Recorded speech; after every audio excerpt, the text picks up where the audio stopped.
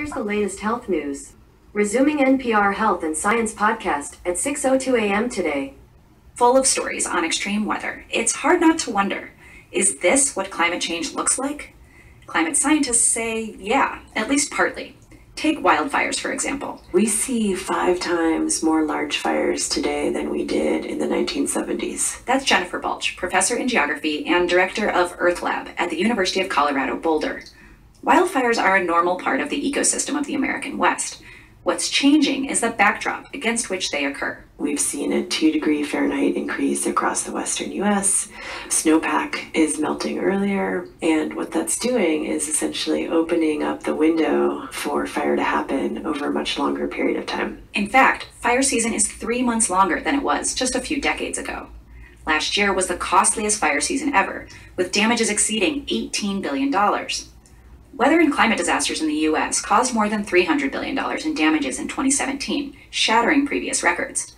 Though that's not all climate. The increased costs are partly caused by development and sprawl. Andreas Prine is a scientist at the National Center for Atmospheric Research in Boulder, Colorado. He studies how extreme weather, especially thunderstorms and heavy downpours, might change in the future.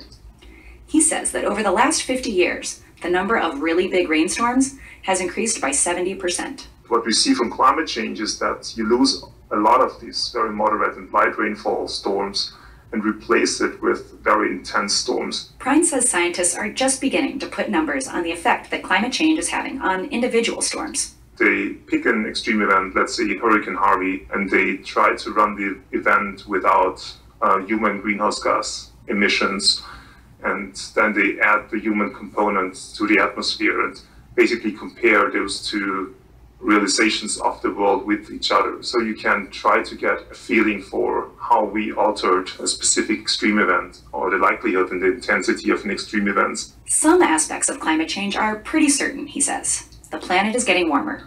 Rainstorms are getting more severe. So are heat waves. You can clearly attribute this to climate change. To a certain degree, that we've had so much extreme weather this week is a coincidence.